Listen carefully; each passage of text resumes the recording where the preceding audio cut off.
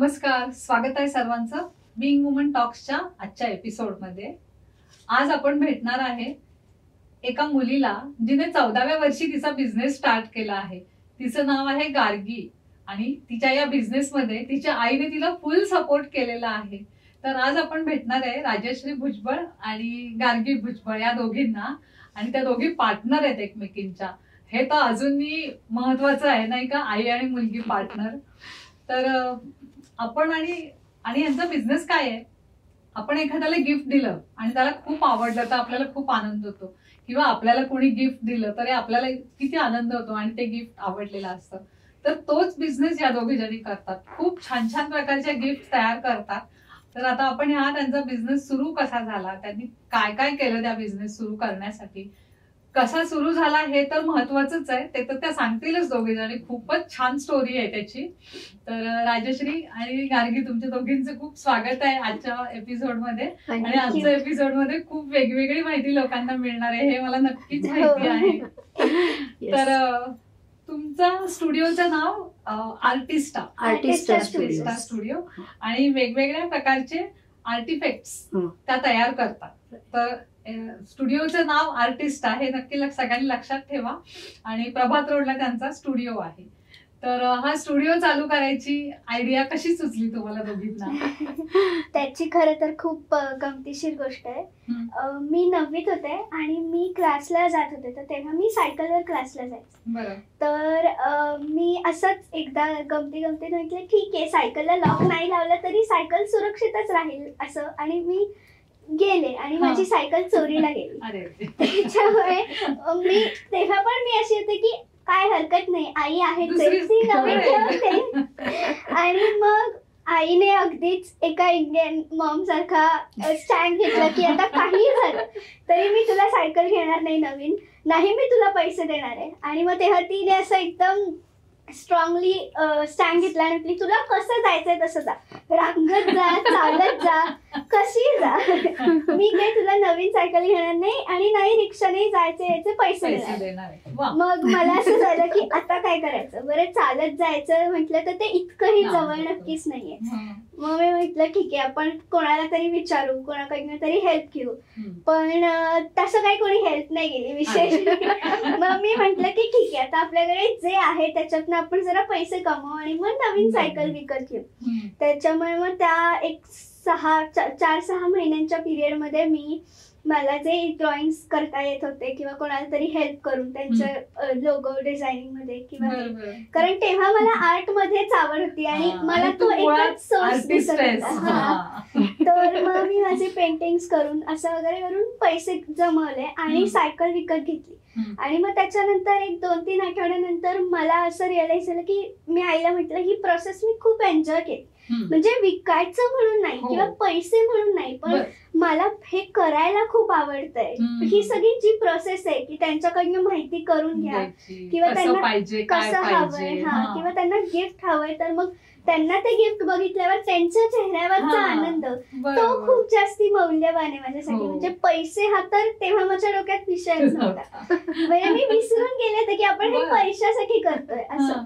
आणि मग त्याच्यानंतर मी आईला 1-2-3 आठवड्यांनी म्हटलं की आई आता तर शक्य नक्कीच नाहीये, पण जेव्हा मी मोठी होईल ना तेव्हा मला एक असं कॅफे आणि स्टुडिओ करायचा आहे स्वतःचा, की जिथे मी माझे पेंटिंग्स किंवा माझी जी क्रिएटिव्हिटी आहे ती सगळी ठेवीन. आणि समहाऊ इंडियामध्ये कॅफेज खूप जास्ती चालतात, सो कॅफेजच्या निमित्ताने लोक येतील, स्टुडिओला व्हिजिट करतील असं.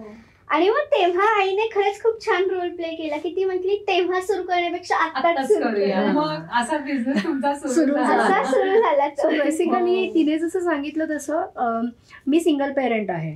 सो माझ्या डोक्यात ते खूप क्लिअर होतं की ही खूप लवकर इंडिपेंडंट होणं गरजेचं आहे. त्यामुळे मग तिला जर का त्या पैशांची व्हॅल्यू कळली नाही, हरवल्याची व्हॅल्यू कळली नाही, तर कसं पुढे चालेल ना. सो त्या केसमध्ये मग मी घरात खूप विरोध झाला, फ्रेंड्समध्ये विरोध झाला थोडाफार, की ह्या एजमध्ये तू तिला पैशांची सवय लावते, मग ती शिक्षण घेणार नाही. हा आपला एक टिपिकल मराठी माइंडसेट आहे की खूप लवकर हातात पैसे आले की शिकणार नाही वगैरे, पण मी म्हटलं नाही, हे करू देत, तिला कष्टाची सवय लागली पाहिजे. आणि त्यामुळे तिने पण ते चॅलेंज म्हणून घेतलं खरं तर, की मी खूप तशी थोडी स्ट्रिक्ट झाल्यामुळे तिला असं झालं, तिला डायजेस्ट नव्हतं झालं इनिशियली आई अशी कशी वागू शकते. म्हणले असतील काय आई आहे. मला घरात तर खूप ट्रोल झाले मी आमच्या फॅमिलीमध्ये, की एवढ्या लहान वयात तिला कामाला लावलंयस, की हे वय आहे का तिचं, पैशांचं तिने शिक्षण घेतलं पाहिजे, हे बेसिक आहे. पण लकीली माझ्या पेरेंट्सने सपोर्ट केला खूप, आई बाबांचा खूप सपोर्ट होता ह्या सगळ्याला. आणि त्यामुळे तिने ते केलं, तिने ते चॅलेंज घेतलं पण. आणि पहिलं पेंटिंग तिने माझ्या मैत्रिणीसाठी केलं, म्हणजे थँक्स टू प्राची, की तिने त्यावेळेला जी माझी खूप वर्षापासूनची जुनी मैत्रीण आहे कॉलेजपासूनची, सो तिच्यासाठी तिने पहिल्यांदा काश्मीरचं एक पेंटिंग केलेलं. आणि त्याच्या मागे तिने पहिल्यांदा आर्टिस्ट स्टुडिओ असं लिहून त्याच्यावरती लोगो तिने नाव फायनल केलं, लोगो फायनल केलं. आणि त्यात तिने त्या पहिल्यांदा त्याच्यावरती नाव, लोगो सगळं ड्रॉ केलेलं आणि ते पहिलं तिला दिलेलं. सो ती आमची पहिली क्लायंट आणि तिच्यापासून आर्टिस्ट स्टुडिओची सुरुवात झाली. खूप छान सपोर्ट केलेला आहे तुला आईने. आता इथपर्यंत तुम्ही आला, आता किती 2 वर्ष झाली, पूर्ण 3रं वर्ष चालू आहे. हो बरोबर आहे. पण हा बिझनेस आर्टिस्ट आहे, पण तुझं अकॅडमिक हे वेगळं आहे ना. हो, माझं हॉटेल मॅनेजमेंट डिग्री झाली आहे आणि मी ताजला जॉब करत होते. माझं हॉटेल इंडस्ट्रीमध्ये ऑलमोस्ट 5 वर्षाचा एक्सपिरियन्स होता. मग पुढे लग्न झाल्यानंतर मग इंडस्ट्री चेंज करायला लागली, म्हणून मी फॅसिलिटी मॅनेजमेंटमध्ये जॉब करायला लागले. तो जॉब सोडला, तो ऑलमोस्ट 15-16 वर्ष रादर मी तो जॉब केला. आणि एक गिल्ट असते आई म्हणून प्रत्येक आईला, की आपण आपल्या मुलांना वेळ देत नाही. आणि ती गिल्ट मला कायम खात होती, कारण माझं कायम बिझनेस डेव्हलपमेंटमध्ये जॉब होता. सो मी खूप फिरत होते, ट्रॅव्हलिंग माझं बऱ्यापैकी होत होतं. आणि मी क्लायंटच्या इथे अशीच बसली असेल तर मला असं वाटायचं, अरे हा वेळ मी माझ्या मुलीला द्यायला हवा. ही गिल्ट मला काही नोकरी करू देत नव्हती, की आणि नोकरी करणाऱ्यांना ती जास्त ती राहतेच ना, की आणि आई, आणि त्यातनं मी सिंगल असल्यामुळे मला कायम वाटायचं की यार मी हिला वेळ नाही दिला आता. सो एक वेळ अशी आली होती की ती 7वीत होती आणि मी म्हटलं आता तर राहिली 18 वर्षाची झाली की मुलगी तर मला विचारेल की तू काय केलं माझ्यासाठी, तू नव्हतीच. सो त्यामुळे मग मला असं वाटलं की नाही, वन फाईन डे मी डिसिजन घेतला की बास, इनफ इज इनफ. आणि फॅसिलिटी मॅनेजमेंट 2017ला सुरू झालं. म्हणजे मी 31 मेला जॉब सोडला आणि 6 जूनला माझी पहिली साईट फॅसिलिटी मॅनेजमेंटची सुरू झाली.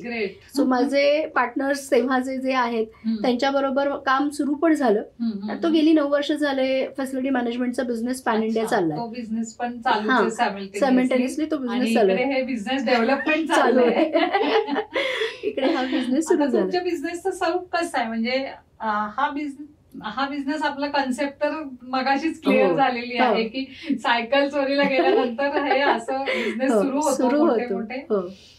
मग ही आयडिया कशी काय आली की तू तिची पार्टनर व्हावीस अशी?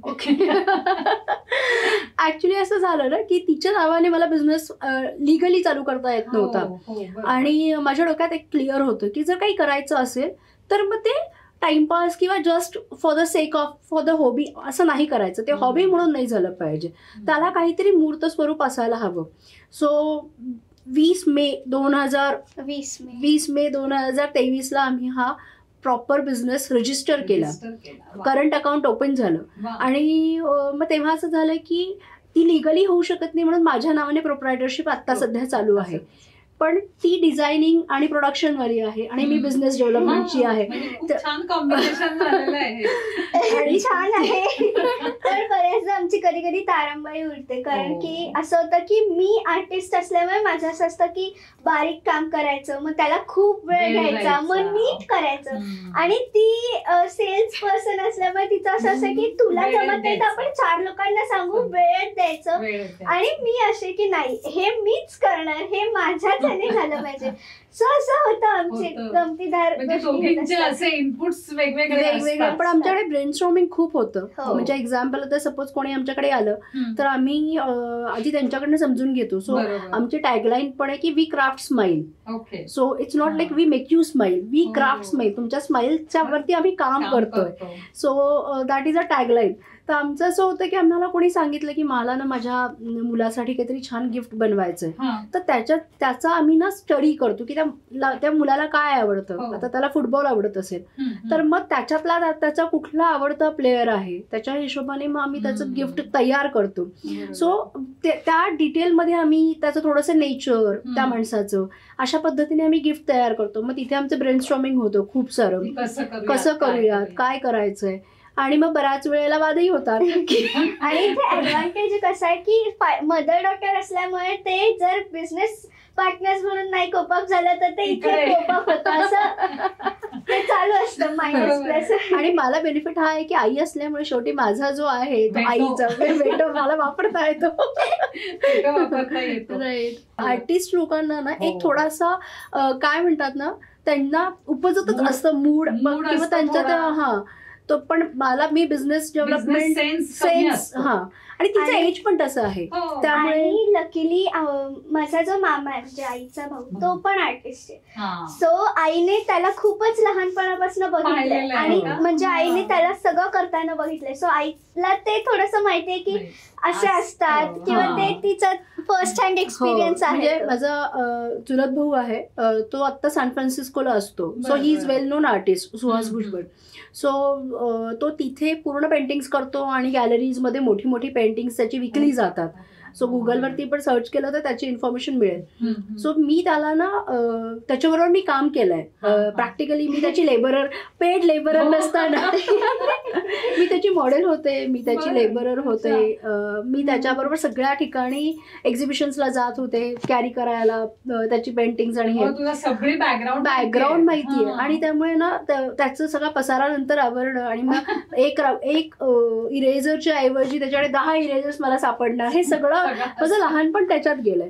सो आणि मी त्याचं पॅशन बघितलंय. सो मी कायम हिला म्हणते की फक्त आर्टिस्ट म्हणून चालत नाही. जर तुम्हाला त्याचा बिझनेसचा तो एक टर्न हवा असेल तर ते दोन्ही एकत्र जायला हवं. सो त्या पद्धतीने आमचं काम चालू असतं. पण तिथे द्यायला तू आहेस, बिझनेस मॅनेजमेंटचा तिला इतका चांगला सपोर्ट आहे. हो, आमच्यासाठी म्हणजे हे खूपच काय म्हणतात ना, बेनिफिट झालंय सगळ्या गोष्टींचं. तुमचा एखादा गमतीशीर अनुभव? खूप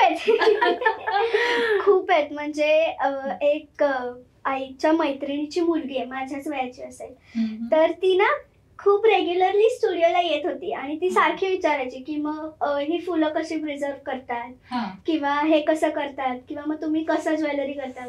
आणि नॉर्मल विचारलं तर ठीक आहे, पण आपल्याला कळतं की काय इंटेन्शन आहे असं. आणि आम्हाला कळतच नव्हतं आणि ती खूप रेग्युलरली येत होती. म्हणजे अचानकपणे तिचं येणं सुरू झालेलं. अचानकपणे. तर आम्हाला कळेच ना की असं का वागते ती असं वगैरे. आणि मग आई ती आली की आई आणि मी दोघी स्टुडिओला असायचो. आणि एकदा ती आली आणि ती मला म्हटली ऍक्च्युली मला माझ्या एका मित्राने गुलाब दिलंय तर ते मला प्रिझर्व करायचंय आणि ते मला त्याचं पेंडेंट करायचंय, तर मला सांगशील का कसं करायचं. पण ती लहान होती सर, ते तिला आई समोर सांगायला खूप आवडत होतं. आणि प्लस तिची आई माझ्या आईची मैत्रीण, झालं असतं. ती म्हटली की मित्रच आहे तो माझा तसा, मला सांगू ते मला जरा हळूच करून देशील का असं. तर माझं आणि आईचं खरंच बॉन्डिंग खूप छान असल्यामुळे मी आईला सांगू शकले, पण तिला ते सांगता येत नव्हतं. त्याच्यामुळे आणि असं तिने ऑलमोस्ट 2-3 आठवड्यानंतर मला सांगितलं. त्याच्यावर आम्ही खूप दोघींनी खूप आम्हाला मज्जा आली की अरे मग हे जे प्रिझर्वेशन आहे, मग त्याच्यासाठी आम्ही नेकलेस आणि इयरिंग्स असं बनवलं. हो, आता गार्गीने पण एक घातलंय फुलांची, ही रिअल प्लाझा. सो तिच्यासाठी आम्ही ते बनवलं आणि आम्हाला त्यातनं अशी मजा आली की अरे आम्हाला ह्या बिझनेसमुळे आणखीन एक फायदा झाला की माझा आणि गार्गीचा बॉन्ड खूप स्ट्रॉंग झाला. ॲज अ मदर डॉटर आम्हाला याचा बेनिफिट झाला की आता आम्ही मैत्रिणी जास्त आहोत, आम्ही मजा मस्ती करतो, आम्ही कुठल्याही विषयावर बोलू शकतो.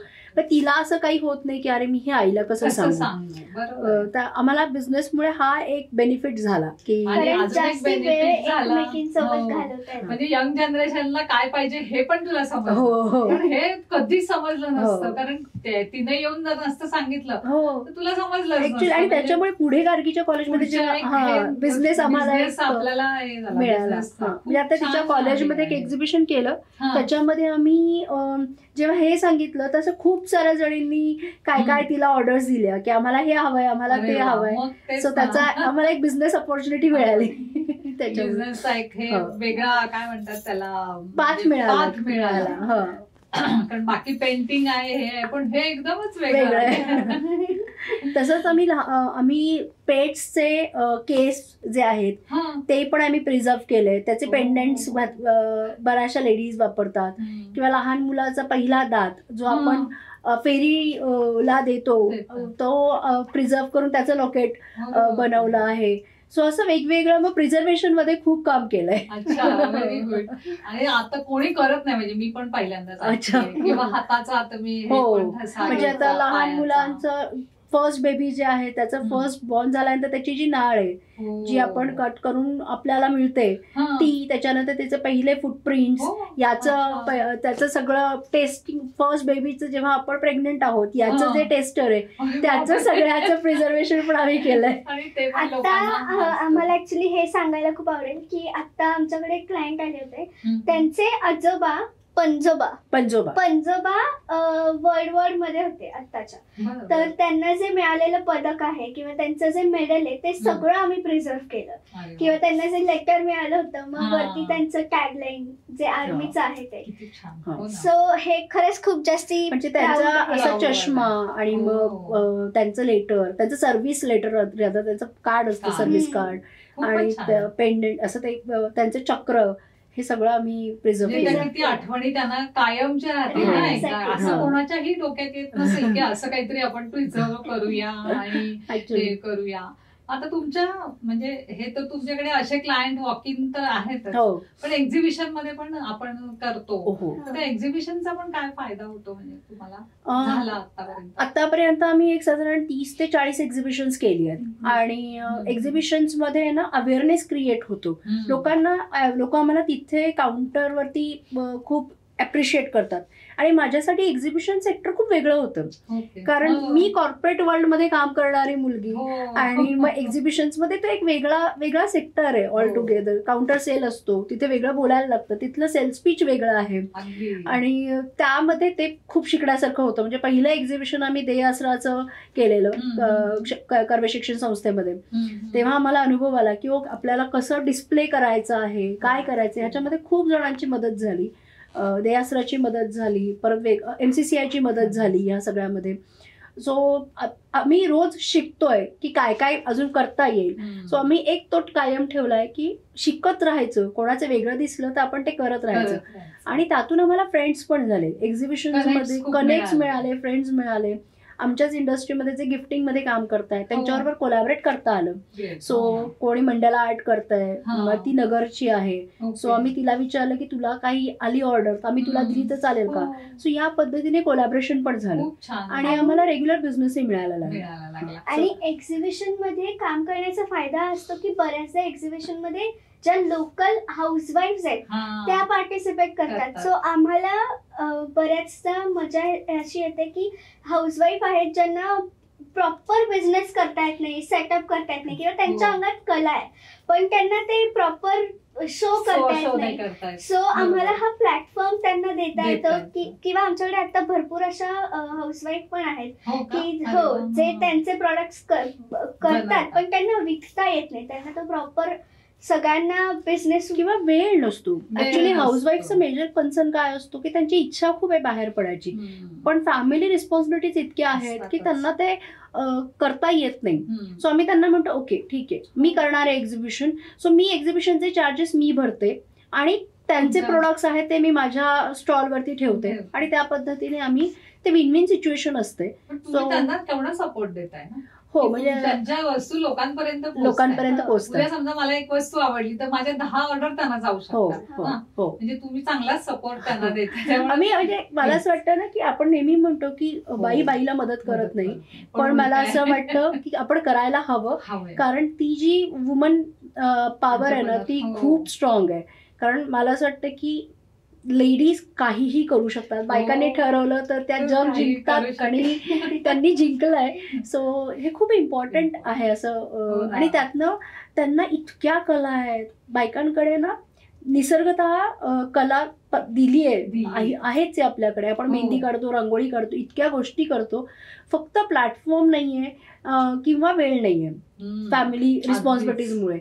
सो मग तिथे फक्त थोडीसा पुश दिला ना तर खूप गोष्टी होऊ शकतात. असं कोणीतरी आहे सपोर्ट करायला म्हटल्यावर त्यांचाही वाढतो उत्साह की चला आपण करूया. अगदी म्हणजे साधी पोळी लाटणं सुद्धा इतकं गोल लाटणं नाही कोणाला, कोणी हे करून ती गोल करायची खूपच अवघड असतं. भाजी एकसारखी चिरणं किंवा या सगळ्या कलाच आहेत खरं म्हणायचं. आणि हे मेडिटेशन आहे. मेडिटेशन म्हणजे हे करायला बसलं पण कितीही. आता दिवसभर हिचं कॉलेज आणि डिझायनिंग म्हणजे ते हे होतं, तुझे 2 बिझनेस, हिचं कॉलेज, तुम्ही ते कसं मॅनेज करता सगळं. सो आता तिचं ती 12वी आर्ट्सला आहे आता, आणि त्याच्याच बरोबर ती डिझायनिंगच्या एक्झाम्स देते.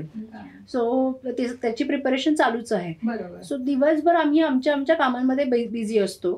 सो आमचं रोजचं रात्री 10 नंतर ब्रेनस्टॉर्मिंग चालू असतं. वीकेंडला आम्ही काम करतो.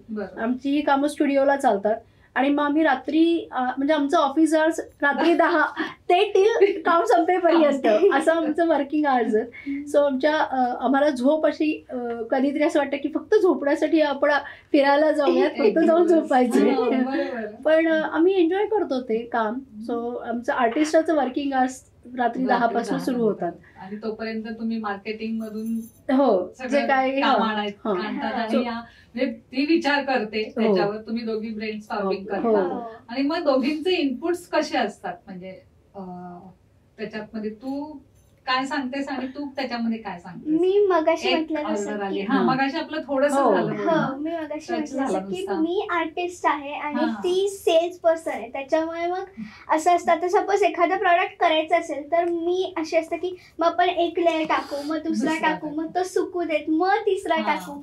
आणि ती थोडीशी डेडलाईन ओरिएंटेड पर्सन आहे.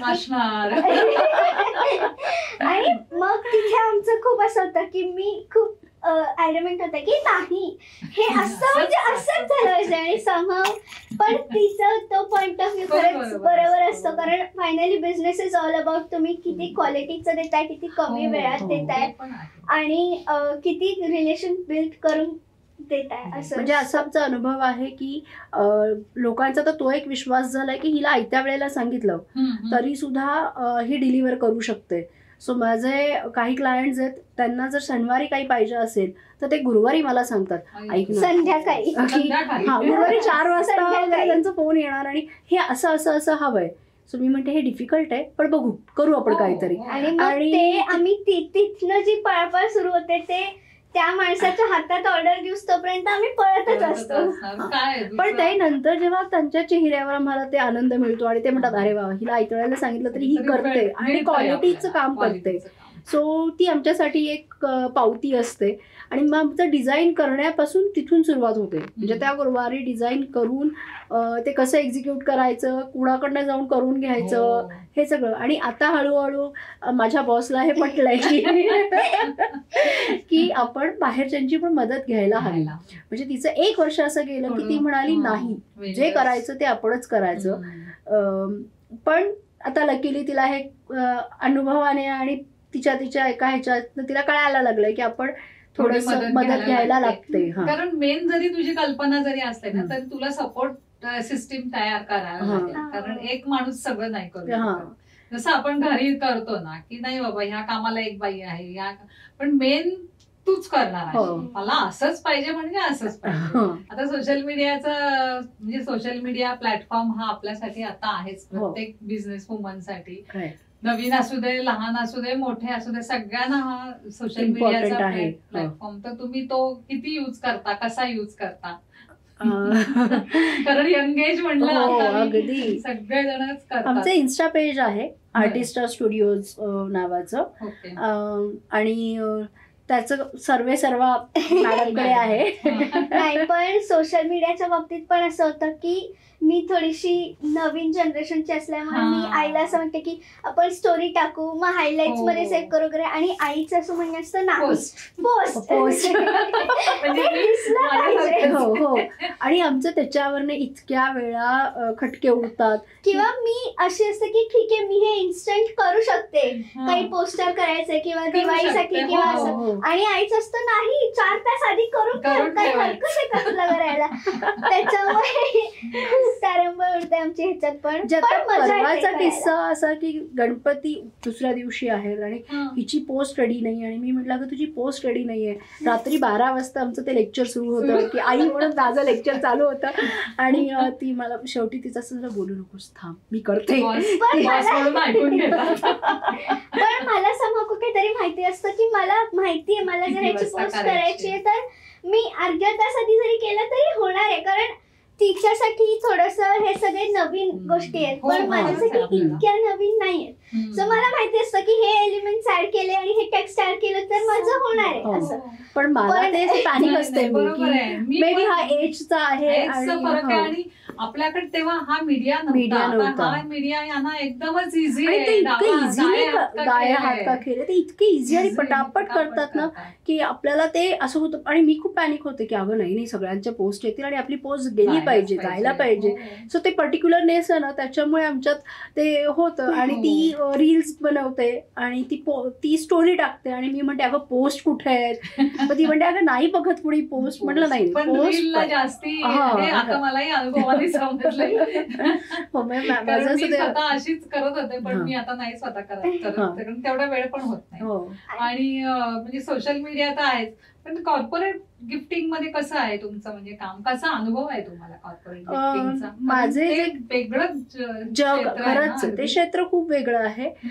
त्याच्यामध्ये आम्ही थोडं स्ट्रगल अशा पद्धतीने करतोय की कॉर्पोरेट गिफ्टिंग मध्ये ना ठरलेले गिफ्ट असतात, बॉटल, डायरी, मग पेन, त्याच्यानंतर बॅग, सॅक, हे ठराविक आहे. पण मग आम्ही त्यांना सांगतो की काय होतं ना की आता सपोज मी तुम्हाला बॉटल दिली आहे तर ती माझ्या कंपनीची बॉटल आहे, सो ती तुम्ही नाही घेऊन फिरत. सो कॉर्पोरेट सेक्टरमध्ये ऍक्च्युली आम्ही थोडं स्ट्रगल करतोय, तर त्या टिपिकल गिफ्ट्स ते लोक देत आहेत. सो आता आम्ही असं केलं की मोमेंटोज आम्ही आता रिसेंटली 2 ह्याच्यासाठी केलं. एक तर रोटरीसाठी, RMB साठी मी बनवलं. सो त्याच्यामध्ये ही जी फ्रेम आहे हे लक्ष्मी यंत्र आहे. सो असं लक्ष्मी यंत्रावरती आम्ही हे मोमेंटो म्हणून दिलं गेलं. सो इथे ज्याला अवॉर्ड मिळालं त्यांचं नाव आणि इकडे रोटरीचा आणि RMBचा लोगो. सो इतकं ते अप्रिशिएट केलं गेलं सगळ्यांकडनं की अरे वा, हे घरातही म्हणजे स्पेशली ज्यांचे फॅमिलीज आहेत त्यांच्या बायकांचे त्यांनी खूप अप्रिशिएट केलं की अरे वा, लक्ष्मी यंत्र आपल्याकडे आलं. त्याचबरोबर अजून एक क्लायंट आहे त्यांच्याकडे आम्ही सरस्वती फ्रेम आहे, ते फायनान्समध्ये काम करतात. सो हे दोन्ही एकत्र केलं आम्ही. सरस्वती म्हणजे नॉलेज आणि लक्ष्मी प्रॉस्पेरिटी, आणि ते इन्व्हेस्टमेंट्स मध्ये आणि म्युच्युअल फंड्स मध्ये काम करतात. सो खाली त्यांचा लोगो असं एकत्र एक फ्रेम तयार केली आणि तेही खूप अप्रिशिएट झालं. सो आम्ही असा विचार करतो की जेणेकरून आपलं जे कल्चर आहे, टिपिकल महाराष्ट्रीयन कल्चर म्हणा और इंडियन कल्चर आहे. आता पिचवाईमध्ये गार्गीने पिचवाईचं आणि लिपन आर्टचं कॉम्बिनेशनचं तिने एक पेंटिंग बनवलंय. सो आम्ही असं विचार करतोय की हळूहळू हे लुप्त नाही पावलं पाहिजे, ह्या जनरेशनला ते सगळं चालू पाहिजे, आणि म्हणून आम्ही त्या सगळ्या ट्रेडिशन्स वरती काम करतो. सो ही जी डायरी आहे ही आता आमची इटलीला गेली आहे. ह्या खणाच्या डायऱ्या आहेत. आणि तसं जसं हे खूप साऱ्या गोष्टी आहेत ज्या युरोप, US अशा गेल्या आहेत. सो हा ज्वेलरी बॉक्स आहे. सो ज्याच्यामध्ये तुम्ही आता तुम्ही विजिटिंग कार्ड ठेवलंय, पण तुम्ही आपली ज्वेलरी ठेवू शकता, असं पण आहे. आणि माझं सगळ्यात बेस्ट प्रोडक्ट हे की हे जे आहे हे वॉल क्लॉक आहे आणि ह्याच्यामध्ये मराठी आकडे आहेत. सो आम्ही असं म्हणतो की तुम्ही तुम्ही अमेझॉनवर जा, कुठेही जा, हे नाही मिळणार. हे तुम्हाला आयदर एक्झिबिशन्स मध्ये मिळेल किंवा आमच्याकडे मिळेल, माझ्याकडेच मिळेल. सो हे माझे फोर्टे आहेत हे सगळे की. आणि याच्या मागे एकच कन्सेप्ट आहे की ह्या जनरेशनला ह्या गोष्टी कळाव्या आणि त्यांनी त्या जोपासाव्यात, असा एक उद्देश आहे. आणि कॉर्पोरेट गिफ्टिंग मध्ये आम्ही असं म्हणतो की तुम्ही 500 रुपयाचं बुके देणारच आहात ना, मग त्याच 500 रुपयाचं असं काहीतरी द्या की जे तुम्हाला समोरच्या व्यक्तीला वाटेलही की अरे खरंच काहीतरी विचार करून दिला. आणि ते जे फिलिंग आहे ते असणं खूप महत्वाचं असतं, कारण त्याच्याने तुमचे रिलेशनशिप्स पण चांगले डेव्हलप होतात. म्हणजे आई मगाशी म्हटली तसं की तीच डायरी देण्यापेक्षा जर तुम्ही ही डायरी दिली तर असंही वाटेल की डायरीज दिलीये, त्याच्यात काही प्रॉडक्ट नाही बदललंय. तुझ्या खणाची हे तुम्ही वापरायला लागला त्याच्याबद्दल सांग ना थोडस. ओके, सो आईने जसं सांगितलं असं की आई तिचे आजीच्या साड्या काढत होती आणि ते बघताना मला असं झालं की हे आपण जपून ठेवलं पाहिजे, ह्याचं काहीतरी करता आलं पाहिजे. कारण तेव्हा मी खूप बघत होते की आपले जे इंडियन आर्ट आहेत ते एक्सटिंक्ट होत आहेत आता, ते नाहीच आहेत. म्हणजे त्याला प्रिझर्व करायला खूप कष्ट लागतात, खूप शोधायला लागणार आहे. सो तेव्हा मला ते खूप एक आवड होती की यार मला माहिती होतं मधुबनी बिहारचं आहे किंवा हे बाकीचे जे सगळे आर्ट फॉर्म आहेत, लिपेन गुजरातचे वगैरे, पण महाराष्ट्राचं असं काय स्पेशल होतं. पट्टचित्र आहे पण तरी सुद्धा अजून काय वेगळं होतं. तर मी म्हटलं की महाराष्ट्राची लावणी फेमस आहे, पैठणी फेमस आहे, पण अजून काहीतरी असं असेल ना छान जे आपण प्रिझर्व करू शकतो. आणि मग मी हे कापड बघितलं आणि मला आवडलंच बघता क्षणी. आणि मग मी म्हटलं की ह्याला प्रिझर्व करता आलं पाहिजे. आणि मग म्हटलं की काय करू शकतो आपण ह्याचं, त्याची फ्रेम करून ठेवू शकतो, पण किती फ्रेम्स अशा लावणार ना, त्या फ्रेमलाही काहीतरी अर्थ पाहिजे. मग त्याच्यावरती सरस्वती लावून बघूयात किंवा त्याच्यावरती कुठल्या तरी लक्ष्मी यंत्र लावून बघूयात. सो ते असे त्या प्रोडक्ट्सची सुरुवात झाली. मग त्याच्यावरती रेझिन मध्ये घड्याळ करतोच आपण, पण रेझिन थोडं एक्सपेन्सिव्ह जातं. तर मग अजून त्याच्यात थोडस म्हणजे चीप काय करता येईल जे खूप एक्सपेन्सिव्ह पण नाहीये आणि जे ट्रेडिशन कॉस्ट इफेक्टिव्ह आहे किंवा जे ट्रेडिशन जपणारं पण आहे. मग ते तसं खणाचं वॉल क्लॉक बनवायचं असं डोक्यात आलं. मग तिथून आम्हाला ती आयडिया आली की अरे हो खरंच की. मग त्यातून आम्ही पहिली सरस्वती तयार केली. म्हणजे ती फ्रेम आहे माझ्याकडे अजूनही, जी माझी चुकली होती पेस्टिंग करताना आणि ती आजही मी स्टुडिओला ठेवली की चुकलेली पहिली माझी सरस्वतीची हे. सो तिथून आमची सुरुवात झाली की आपण सरस्वती हे विद्येचं प्रतीक आहे त्याच्यामुळे, आणि त्यातनं ती आजीच्या साडीवरती म्हणजे चोळीवरती आम्ही ते काम केलंय. सो तिथून ती सुरुवात झाली की खण. मग त्यातून ते झालं की अरे हे खण महाराष्ट्रीयन सिम्बॉलिक आहे आणि पैठणी आणि खण. पण पैठणी मध्ये मला जास्त खण आवडतो पैठणीपेक्षा सुद्धा. सो म्हणून आम्ही खरं तर खणावरती जास्त काम करतो. पण ह्याच्यात खूप जास्ती वेगवेगळे प्रकार करता येतात ना. हो, पैठणीचा जरा काठ मोठे असतात आणि ते बुट्ट्या वगैरे. पैठणीचं काय होतं त्याला त्याची इटसेल्फ एक शाईन आहे, त्याची वेगळी डिझाईन आहे, त्याच्यावरती तुम्हाला काही काम करणं होत नाही. सो आता हे जसं केलंय किंवा आता आम्ही स्वामी आणि विठ्ठल रखुमाई बद्दल बोलतो. सो हे आम्ही आषाढ महिन्यात केलं होतं. सो हे खण असल्यामुळे हे आम्हाला करता आलं. पण तेच जर आम्ही पैठणीवर करायला गेलो असतो तर हे करणं थोडं डिफिकल्ट गेलं असतं, कारण त्याला इटसेल्फ त्याचे डिझाईन्स असतात. सो आम्हाला मागचं बॅकग्राऊंड पूर्ण प्लेन मिळतं आणि ह्या खणाच्या काठामुळे ते आणखीन उठून दिसतं. तसंच असंच एकदा खूप गोष्टींना मला वाटतं आर्टिस्ट असल्यामुळे आम्हाला ना कधी कधी जे सुचतं ते आम्ही लिहून ठेवतो. सो असं स्वामींचं असं बसले होते आणि असं काहीतरी विषय आला आणि एकदम तो डोक्यात हा शब्द आला.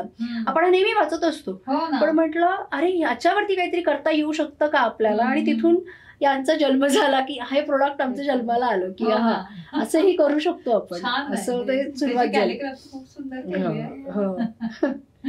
सो असे आमचे प्रोडक्ट्स आहेत. आणि आता आम्ही दिवाळीसाठी गिफ्ट हॅम्पर्स पण बनवली आहे. त्याच्यामध्ये रेझिन मध्ये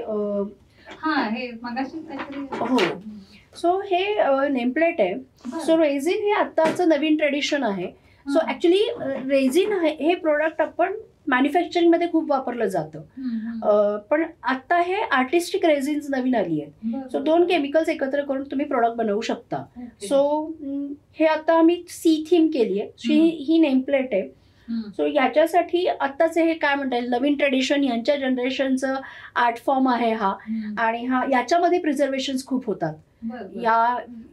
म्हणजे हे जसं शंख आणि हो. सो हे आम्ही गोव्याला गेलो होतो, तिकडनं आम्ही रेती आणली आहे आणि त्याच्यातनं मी हे तयार केलंय. सो तिने जे आता हे घातलंय ते पण हे पण रेझिन मध्येच केलंय,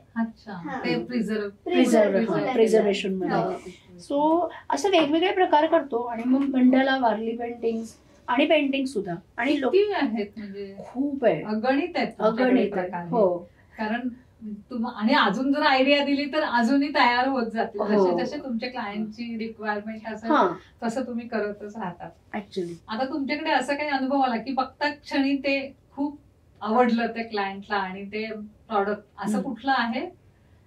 असे ऍक्च्युली एज ग्रुप्स खूप वेगवेगळे असतात. मला जर माझ्या एज ग्रुपला विचारलं तर माझ्या एज ग्रुपला पेंटिंग्स, कानातले हे आवडतील. आईच्या एज ग्रुपला विचारलं तर त्यांना घरात वापरणाऱ्या वस्तू जास्ती आवडतील. लक्ष्मी किंवा खणाचे क्रेज आहेत, त्याचे कोस्टर्स आहेत किंवा रेझिनचे कोस्टर्स आणि क्रेज आहेत.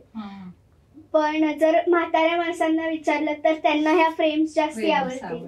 किंवा मोस्टली जे खूप ट्रेडिशन फॉलो करत नाहीत, मॉडर्न लोक, त्यांना ह्या डायरीज खूप आवडतील. कारण की ते डायरीच आहे पण त्याच्यात ते जे फील आहे, त्याला हात जरी लावला तरी ते कापड फील होतं. सो हे थोडंसं युनिक आहे. बरोबर. सो आमचे प्रोडक्ट्स असेच आहेत. जेव्हा आमच्या स्टुडिओला कोणीही येतं ते असं होत नाही की तो आला आणि त्याने काही नेलं नाहीये किंवा त्यांनी अप्रिशिएट केलं नाहीये. सो आम्हाला आल्यानंतर एखादी ऑर्डर डेफिनेटली येते आणि त्यांचं असं होतं की अरे खूपच सुंदर आहे, युनिक आहे, वेगळं आहे. आणि त्यातनं आम्हाला एक तर बुस्टिंग मिळतं आणि लोकांना आवडतंच. असं होतच नाहीये आजपर्यंत, मला असं नाही झालंय की अरे. आणि we are always open for suggestions. So माझी एक मैत्रीण आलेली आणि तिने मला सांगितलं अगं तू विठ्ठल रखुमाईचं का नाही करत. सो मी म्हटलं अरे हा काही हरकत नाही. आणि तिथून ते प्रत्येक आलेलं सजेशन आम्ही डेफिनेटली नोट डाऊन करून ठेवतो. यू नेव्हर नो की कधी काय उपयोग होईल. So we are learners. नाही पण तुम्ही केलेलं हे फारच सुंदर आहे. ते बघितले ते. तुझं बिझनेस नेटवर्किंगचं काही फायदे आहेत? खूप खूप. कारण ते पण मी बहुतेक विचारते बिझनेस. नाही मला असं वाटतं की काय होतं ना, मी कॉर्पोरेट इंडस्ट्रीमध्ये ऑलमोस्ट 12-15 वर्ष नोकरी केली. सो तिथे एक वेगळं सर्कल असतं. सगळ्यांचे जॉब्स असतात, त्यांच्या गप्पा वेगळ्या असतात, तिथलं फ्रेंड सर्कल वेगळं असतं. आणि बिझनेसमध्ये आलात ना की तुम्ही, म्हणजे माझा अनुभव आहे की तुम्ही एकटे पडायला लागता हळूहळू, की तुम्हाला फ्रेंड्सच नसतात. आणि मग तेव्हा मी बिझनेस नेटवर्किंग मध्ये इनिशियली जॉईन झाले, जिकडे आपली पण ओळख झाली आणि तिथे फ्रेंड्स झाले, तिथे फॅमिली फ्रेंड्स झाले माझे. आणि तिथून खूप शिकायला मिळालं. आणि आता मी रोटरी RMBची पण मेंबर आहे, रोटरीची मेंबर आहे, शिवाय RMBची मेंबर आहे. सो तिथून आहे ना खूप गोष्टी शिकायला खूप मिळतात. आपल्यापेक्षा खूप मोठे मोठे बिझनेस करणारे लोक आहेत, ट्रेनिंग्स असतात, MCCI मधनं खूप सारे ट्रेनिंग्स मिळतात. आणि मला गार्गीसाठी जास्त छान वाटतं की जे मला अनुभवाने शिकता आलं किंवा MBA करताना शिकता आलं ते तिला ह्या नेटवर्किंग मधनं शिकलं जातंय. सांग ना तुझा अनुभव MBAचा. तिचं MBA आहे हे सगळं.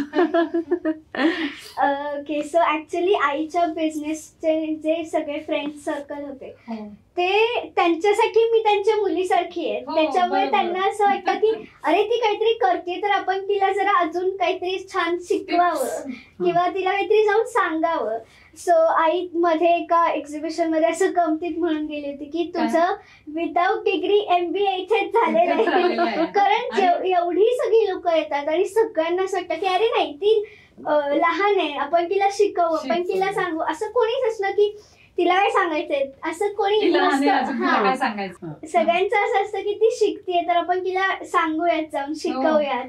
त्याच्यामुळे खूप छान वाटतं मला पण. आणि मला पण असं होतं की हा तुम्ही येऊन सांगा मला, सो दॅट मला पण एक गाईड मिळतो, एक पाथ मिळतो की हा मला पण. हो. आणि झालं कसं ना, याच नेटवर्किंग प्लॅटफॉर्म मध्ये जे फ्रेंड्स झाले सो पहिल्या दिवाळीला जेव्हा आम्हाला ऑर्डर मिळाली तेव्हा आम्हाला ह्याच फ्रेंड्स मधनं अरे गार्गी करतीये म्हणून आम्हाला ऑर्डर्स म्हणजे असं होतं ना की अरे आपलीच गार्गी आहे, आपली गार्गी करते, अप्रिसिएशन होतं, बुस्टिंग मिळतं. त्यामुळे माझे फ्रेंड्स आता मला गमतीने म्हणतात हा गार्गी करते म्हणजे छानच होणार आहे म्हणजे असतं ना ते. पण त्या पद्धतीने खरं तर ते नेटवर्किंगचा खूप फायदा होतो. मला असं वाटतं की जेवढे बिझनेस करतात त्यांनी कुठलं तरी नेटवर्किंग प्लॅटफॉर्म असावंच. कारण बिझनेस म्हणून नाही, बिझनेस हा पार्ट आहे. रिलेशन तुमचे छान असतील ना तर तुम्हाला ऑटोमॅटिक बिझनेस येत राहतो आणि ते नेटवर्किंगमुळे शक्य आहे. कारण बिझनेसचे हे सगळे आहेत ना, PR आहे, मार्केटिंग आहे, सेल्स आहे, नंतर प्रोडक्शन आहे, डिलिव्हरी, हे सगळ्या गोष्टी ह्या एकत्र आल्या तरच तुमचा बिझनेस पुढे ऍक्च्युअली. म्हणजे आता काही 2 दिवसांपूर्वी मी कोणाशी तरी बोलत होते तर म्हटलं आता पुढच्या ह्या युगामध्ये पैसे किती आहेत ह्याच्यापेक्षा तुमचे कनेक्शन किती आहेत हे खूप मॅटर करतं. एक वेळ तुमच्याकडे 4 पैसे कमी असतील ना तरी चालेल, पण तुमचे कनेक्शन स्ट्रॉंग असतील तर तुमचं जे काही काम आहे ते होऊन जातं आणि ते पुढे जात कनेक्शनच्या. ऍक्च्युली तुमचं आता याचे रिस्पॉन्सेस मगाशी झाले सांगून ना बरेचसे, कारण पण टेस्टिमोनियल वगैरे असे काही आहेत तुझ्याकडे? हो आहे, खूप सारे आहेत. म्हणजे आम्ही गोमय गणपती पण बनवतो. म्हणजे माझे कोकणात एक काका आहेत ओळखीचे, त्यांच्याकडनं आम्ही गोमय गणपती घेतो. सो दरवर्षी गणपतीत जेवढ्या लोकांकडे गणपती जातो त्यांचे सगळ्यांचे फोटोज येतात आणि ते खूप अप्रिशिएट करतात आणि रिपीट बिझनेस येतोय तो. सो एक गणपती आमचा 2 वर्ष झाले जपानला जातोय. त्यानंतर पुण्यात आहेत, मुंबईत आहेत, त्याच्याबरोबर मखरही बनवतो. परत आमचे जे काही प्रोडक्ट्स आहेत जेवढे गेले आहेत, म्हणजे लीनाने पण प्रोडक्ट्स घेतले जिचा इंटरव्ह्यू तू पण केला होतास. सो तिच्या लीना खांडेकर, तर तिच्याकडे पण तिने म्हणजे टेस्टिमोनियल्स खूप लोकांचे आहेत आणि त्याचे व्हिडिओज आपण अपलोड करूच यात नक्की. असं मला तर बघायला आवडते. एखाद्या गिफ्टचं एक अप्रिसिएशन असं काही आहे तुझ्याकडे, म्हणजे वेगळंच केलं गिफ्ट तुम्ही आणि त्याचं अप्रिसिएशन तुमच्याकडे आलं, असा काही उदाहरण आहे असं एखादं? जसं आता मी म्हटलं तसं ना की आता इटालीच्या डायरीचं तुम्ही सांगितलं, राईट. तिकडच्या लोकांचे पण खूप, म्हणजे ते रिपीट ऑर्डर झाली. पहिल्यांदा दिलं, त्याच्यानंतर पुन्हा रिपीट ऑर्डर, त्यांचीच परत पुढची रिपीट ऑर्डर आली. मग त्याच्यामध्ये तुम्ही कलर वेगवेगळे हो, सो जास्त छान दिसत. हो, आणि मग इथे परत त्याला हे आहे, काठ आहेत. हो, आता म्हणजे ही विदाऊट काठाची आहे, खाली काठ आहे, तर ते वेगळं आहे. मग काही वेळेला असं होतं की इथे तुम्हाला नाव प्रिंट करायचंय, सो तेही आपण करून, म्हणजे त्यालाही कस्टमायझेशन करून देतो. ते काय प्रिंट होतं का? प्रिंट होतं किंवा आम्ही हाताने पेंट करून देतो, दोन्ही करू शकतो. सो कॉस्ट काय होतं, प्रत्येकाला गिफ्ट द्यायचंय. आपण असं रिकाम्या हाताने, आपण एकदम इंडियन कल्चरची लोक आहोत, सो आपण कोणाकडे रिकाम्या हाताने जात नाही, काही ना काहीतरी घेऊन जातो. आणि आपल्याकडे सतत कार्यक्रम चालू असतात, फेस्टिवल्स आहेत, अॅनिव्हर्सरी, बर्थडे, सतत काही ना काहीतरी चालू असतं. सो हा बिझनेस असा आहे ना की तो बिझनेस म्हणून बघण्यापेक्षा हा इमोशनल कनेक्ट वाला सेक्टर आहे. आणि इथे सगळ्यात मजा अशी असते की मी तुम्हाला गिफ्ट देतीये तर ते गिफ्ट तुम्हाला आवडलं पाहिजे.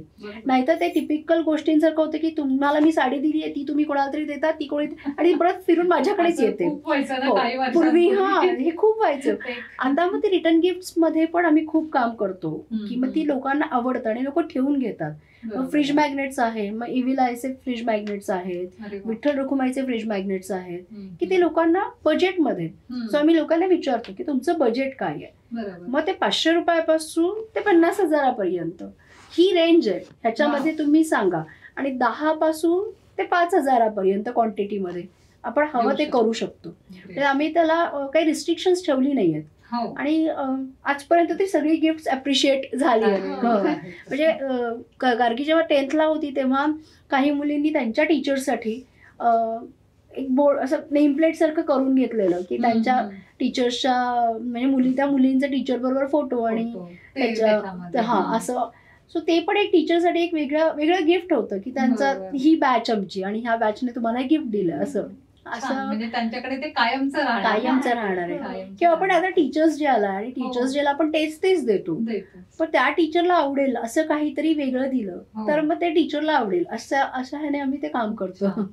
ऍक्च्युली सगळे प्रॉडक्ट्स आहेत ते सगळे हँडमेड आहेत, त्यामुळे ते अगदी एक्सक्लुझिव्ह आहे. तर म्हणजे सगळेजणच अप्रिशिएट करतात ना त्याचं. नक्कीच याला वेळ लागतो, पण ह्याच्यात प्रत्येकाची, मी म्हणलं ना, प्रत्येकाची वेगवेगळी स्टोरी आहे. कारण आम्ही प्रत्येक गोष्ट मनाने तयार करतो, बसून त्याच्यावरती विचार करून तयार करतो. सो मे बी एक गिफ्ट जे कस्टमाइज असतं जे तुमच्याकडे असेल, इव्हन ज्वेलरीमध्ये जी तुमच्याकडे असेल ती हिच्याकडे नसेल, कारण ती आम्ही तुमच्यासाठी स्पेशली बनवतो. सो त्याच्यामुळे येस, ते एक्सक्लुझिव्हली आहे. सो एक्सक्लुझिव्ह प्रोडक्ट्स असं मी नाही म्हणणार, म्हणजे एक्सक्लुझिव्ह हा शब्दच थोडासा असं असतो की एक्सपेन्सिव्ह. तर सो आमचे प्रोडक्ट्स एक्सपेन्सिव्ह नक्कीच नाही आहेत, पण एक्सक्लुझिव्ह असे आहेत की जे तुम्ही बाजारात बघता तेच इथे नक्कीच नाही बघणार. सो तुम्हाला काहीतरी वेगळं नक्की मिळेल. पॉश काम आम्ही करून देतो आणि क्वालिटीचं काम करतो डेफिनेटली. सो त्या बाबतीत आम्ही एक्सक्लुझिव्ह आहोत, पण हायर प्राइस मध्ये जातो असे एक्सक्लुझिव्ह नक्कीच नाही आहेत. असं जसं ती आता म्हणाली तसं प्रत्येकासाठी अफोर्डेबल आहे हे जे प्रोडक्ट्स आम्ही बनवतो ते. आम्ही पॉलिश काम करतो आणि रेंज आमच्याकडे आहे. सो आम्ही तुम्हाला विचारतो तुमचं बजेट काय आणि त्याच्याप्रमाणे आपण काम करतो. सो अवेलेबिलिटी, प्रत्येकाला गिफ्ट द्यायला आवडावं, घेणाऱ्याला आणि देणाऱ्याला, आणि दोघांसाठी आम्ही स्माइल क्रिएट करावं, हाच आमचा ऍक्च्युली उद्देश आहे. आणि तिथून आमचं ते आर्टिस्टाचं असा जर्नी आहे आमचा आर्टिस्टाचा. खरं तर we craft smiles. Very good. मला वाटतं आपण भरपूर तुमच्या म्हणजे बिझनेस पॉइंट ऑफ व्ह्यूनी पण तुझ्याकडून खूप मिळालं आणि आर्टिस्ट पॉइंट ऑफ व्ह्यूनी पण हिच्याकडून खूप गोष्टी कळल्या की जे जुनं ते कसं वापरावं, कुठे ते यूज करावं, या सगळ्या गोष्टी. तर आता आपल्या ज्या बिझनेस वुमन आहेत त्यांच्यासाठी तू भरपूर दिलेलेच आहेस, बोलता बोलताच बऱ्याचशा टिप्स दिलेल्या आहेत. तर एक संदेश काय देऊ शकशील तू? मी असं म्हणेन ना की थोडंसं एक तर घरातनं आलं. माझ्या बाबांनी मला खूप स्ट्रॉंग बनवलं, खूप आधीपासून इंडिपेंडंट बनवलं. मला 2 सख्खे भाऊ आहे, पण मला वेगळी ट्रीटमेंट होती, मुलगी म्हणून वेगळी ट्रीटमेंट होती की नाही, तू इंडिपेंडंट असलं पाहिजे. हे माझ्या आई बाबांनी केलेले लहानपणापासूनचे संस्कार होते. आणि मी सिंगल पेरेंट झाल्यानंतर मला असं झालं की नाही, मी हा डिसिजन घेऊ शकले कारण मी फायनान्शियली इंडिपेंडंट होते. ते जर मी नसते तर मला हा डिसिजन घेणं खूप डिफिकल्ट गेलं असतं. सो मला वाटतं ना, कोणीही कुठेही असलं तरी तिने फायनान्शियली इंडिपेंडंट असणं खूप इम्पॉर्टंट आहे. आणि आजकाल असं होतं की जॉब करतात लेडीज, पण त्यांना फायनान्शियल सेक्टरमध्ये ना कधी लक्ष नाही घालत. म्हणजे पॉलिसी घ्यायची असेल तरी हो मी यांना विचारून सांगते. ते नसलं पाहिजे. तुम्हाला तुमचं बँक अकाउंट डिटेल्स, आणि हेही मी माझ्या चुकांमधनं आणि पडून जोडून शिकली आहे. सो मी आता जे काही बोलतीये ते मीही नोकरी करत होते, मी माझे डिसिजन कधी घेत नव्हते, कधी मी फायनान्शियल गोष्टींमध्ये लक्ष दिलं नाही. पण त्यातनं बसलेले फटके आणि त्यातनं बसलेले लॉसेस हे अनुभवून आणि त्यातनं पडून आणि पुन्हा उभं राहून हे मी शिकली आहे.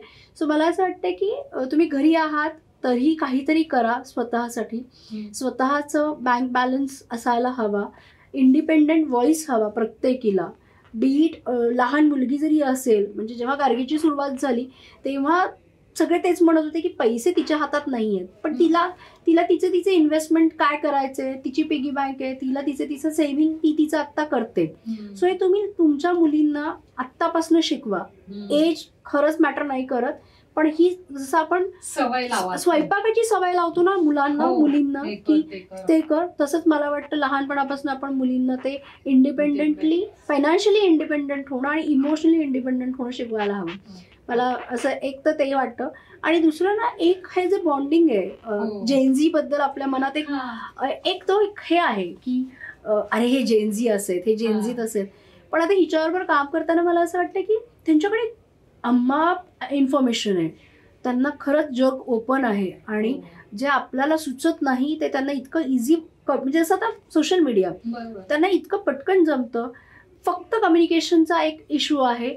आणि आपण पेरेंट्स म्हणून आपण त्यांना जी जाणीव करून द्यायला हवी आहे की अरे याला इतके पैसे पडतात, मला हे कष्ट पडतात, ह्याची जाणीव करून दिली ना तर ते पण सेन्सिटिव्ह आहेत. सो तो जो गॅप आत्ता जो आपला चालू आहे की आपण मिलेनियल वाले आहोत आणि हे जेनझी आहेत, सो यांना काही म्हणजे आपण म्हणतो ह्यांना किंमत नाहीये किंवा ते हार्डवर्किंग नाही. खूप भारी आहे, सतत असतं सगळीकडे की आम्ही खूप कष्टातून आलो. त्यांना सुद्धा वेगवेगळे कॉम्पिटिशन्स आहेत, नक्की आहेत. त्यांना सुद्धा वेगळे त्यांचे गोल्स आहेत. त्याच्यासाठी आपण त्यांना काहीतरी मदत केली पाहिजे. आणि फायनली त्यांचं प्रेशर खूप वेगळं आहे, खूपच. त्यांचे प्रेशर्स खूप वेगळे आहेत. आपल्या वेळेला हे एक तर त्यांना, मी तिला नेहमी म्हणते की आमच्या वेळेला काय असायचं, शेजारची काकूने किंवा ती चर्चा फक्त तेवढ्यापुरती व्हायची. आता यांना ना ट्रोल करणारी लोक जी आहेत ती कुठल्या तरी जगाच्या कुठल्या तरी कोपऱ्यात बसलेल्या माणसांनी यांना ट्रोल केलंय आणि ते प्रेशर खूप वेगळं आहे. म्हणजे आपलं प्रेशर वेगळं होतं, यांचे चॅलेंजेस वेगळे आहेत, अभ्यासाचे चॅलेंजेस वेगळे आहेत, दिसण्याचे वेगळे, खूप प्रेशरमध्ये राहतात ही मुलं. आणि तिथे ॲज अ पेरेंट म्हणून आपण त्यांना ना कायम बॅकअप द्यावा, त्यांना सपोर्ट करावा की ठीक आहे ना, तुझं प्रेशर आहे, मान्य आहे मला, पण त्यांना जाणीव करून दिली ना तर दे आर एक्सलंट पीपल. म्हणजे मला असं वाटतं की जेनझीज जे आहेत त्यांना फक्त तुम्ही जाणीव करून द्या, ते खूप छान काम करते. बरोबर आहे. हा खूप महत्त्वाचा संदेश तू दिलास आजकालच्या पेरेंट्सना. कारण आता सारखं म्हणजे मी बघते ना ग्रुपवरती, आपणच चांगले होतो, आपणच हे केलं. अरे नाही, पण ते लोक काय करतात हे बघा ना तुम्ही. आणि आपल्या वेळेला ज्या अपॉर्च्युनिटीज होत्या त्या वेगळ्या होत्या, यांच्या वेळेला वेगळ्या आहेत. त्यांचे, आपण जॉईंट फॅमिलीमध्ये काका काकू आजी आजोबा यांच्यावर वाढलो. आज आपले एकटे असतात, त्यांना बोलायलाही कोणी नसतं. मग त्यांचे काहीतरी वेगळे त्यांचे कन्सर्न्स आहेत. म्हणजे आणि आता त्यांना एवढं एक्सपोजर मिळतंय की ज्या गोष्टी आपल्याला खूप उशिरा कळल्या त्या गोष्टी यांना खूप लवकर कळतात. ते उपयोगही करून घेतात. आणि आपण ठरवायचंय की काय घ्यायचंय आणि काय टाकायचं. आणि पण तुमचं कम्युनिकेशन स्ट्रॉंग असेल पेरेंट म्हणून मुलांबरोबर, तर मग ती मुलं होतात तुमच्या पुढे ओपन अप आणि ते सांगतात तुम्हाला त्यांचे इश्यूज. आणि आपण फक्त ऐकायची भूमिका घ्यावी. दरवेळेला मी आई आहे सो माझंच ऐकलं पाहिजे असं नसावं. सो आमच्याकडे तर बऱ्याच वेळेला मी हिला म्हणते की तू माझी बॉस आहेस, तू सांग. खरंच म्हणजे हे रिलेशन ठेवल्यामुळेच आता तुम्ही खूप छान ग्रो होताय आणि व्हाल अजूनही. माझ्या शुभेच्छा आहेत तुमच्याकडे. आणि सगळ्या प्रेक्षकांना आता कळलंच असेल की आई आणि मुलगी या दोघी सुद्धा पार्टनर होऊ शकतात आणि छान बिझनेस पण करू शकतात. आई MBA आहे त्यामुळे बिझनेस डेव्हलपमेंट तिला करून देते, ही तर प्रोडक्शन आणि बाकी सगळं आर्टिस्ट आणि हे बघते. तर खूप धन्यवाद दोघींना आलात आणि एवढे छान छान गिफ्ट दाखवले. आर्टिस्टा स्टुडिओचं सगळं म्हणजे तुम्हाला जर स्टुडिओ जाऊन बघायचं असेल तर याच्यामध्ये पत्ता पण आम्ही डिस्क्रिप्शन बॉक्समध्ये देतोय, फोन नंबर्स पण देतोय. तर नक्की एकदम एक्सक्लुझिव्ह वेगळ्या गिफ्ट आर्टिकल्स तुम्हाला हवे असतील तर नक्की आर्टिस्टा स्टुडिओला भेट द्या. आणि गार्गी आणि राजश्री तुम्ही दोघी इथं आल्याबद्दल खूप खूप धन्यवाद. आणि खूप छान माहिती सगळ्यांना कळलेली आहे. Yes, thank you so much. So दिवाळीसाठी हे आमचं गिफ्ट हॅम्पर आहे. सो हे गिफ्ट हॅम्परचे प्राइसेस रेंजेस होतात, त्याच्यात आपण काम करू शकतो. ह्याच्यात मोस्टली हँडमेड प्रोडक्ट्स आहेत, हँडमेड चॉकलेट्स आहेत, चॉकलेट फज आहे. तुम्हाला ड्रायफ्रुट्स हवे असतील तर ड्रायफ्रुट्स टाकू शकतो आपण. ह्याच्यात रेझिनचे दिवे आहेत, रेझिनचे कोस्टर्स आहेत. परत आम्ही आता रिसेंटली एक छान बॉटल्स तयार केल्या ज्याच्यावर आम्ही रेझिनचं सी थीम केली होती. सो त्याच्यात आपण ड्रायफ्रुट्स टाकून देऊ शकतो. अशा खूप व्हरायटी आणि क्रिएटिव्हली आम्ही हे हॅम्पर तयार केले. सो हे दिवाळीसाठी आम्ही पिच करतोय. तुम्हाला जर ह्याच्यात तुमच्या कंपनीचं काहीतरी ब्रँडिंग करून हवं असेल तर तेही आम्ही करून देऊ शकतो. सो दिवाळीसाठी आम्हाला नक्की कनेक्ट करा. आम्ही ह्याच्या ऑर्डर्स सुरू केलेत घेण्यासाठी. अजून तुम्हाला जर खणामध्ये काही वेगळं हवं असेल, वेगळ्या डायरीज हव्या असतील किंवा दिवाळी आहे म्हटल्यावरती तुम्हाला सरस्वती किंवा लक्ष्मी यंत्र रिलेटेड काही हवं असेल तर तेही आपण ह्या हॅम्परमध्ये टाकू शकतो. सो त्याच्यासाठी आम्हाला नक्की कनेक्ट करा आणि थँक्यू. हॅलो एव्हरीवन, मी Leena Khandekar, founder and director of Leez beauty centre and spa. Recently माझ्या मुली खेळाच्या कॉम्पिटिशन्स करता आउट ऑफ इंडिया जाणार होत्या आणि आम्हाला इंडियन ट्रेडिशनल काहीतरी तिकडच्या त्यांच्या फ्रेंड्सना द्यायचं होतं. मग मी राजश्रीला कॉल केलेला की राजश्री असं डोक्यामध्ये आहे तर तू डायरीजना खणाचं कव्हर लावून आम्हाला देशील का. तर मोठी मुलगी जेव्हा जाणार होती कॉम्पिटिशनला तेव्हा माझ्यामध्ये काहीतरी 4 का 5 दिवस उरले होते आणि एक 15 डायरीज हव्या होत्या. आणि तिने माझ्या मते एका दिवसातच मला एक सॅम्पल तयार करून दिलं. आवडलं आम्हाला ते, आणि माझ्या मते पुढच्या 1.5 दिवसामध्ये तिने मला पूर्ण उरलेल्या 14 डायरीज बनवून दिल्या. आणि मला ह्या खूप आवडलेल्या डायरीज आहेत. तुम्ही पण जरूर त्यांच्याकडून या सर्व्हिसेस घेऊन बघा. Thank you so much.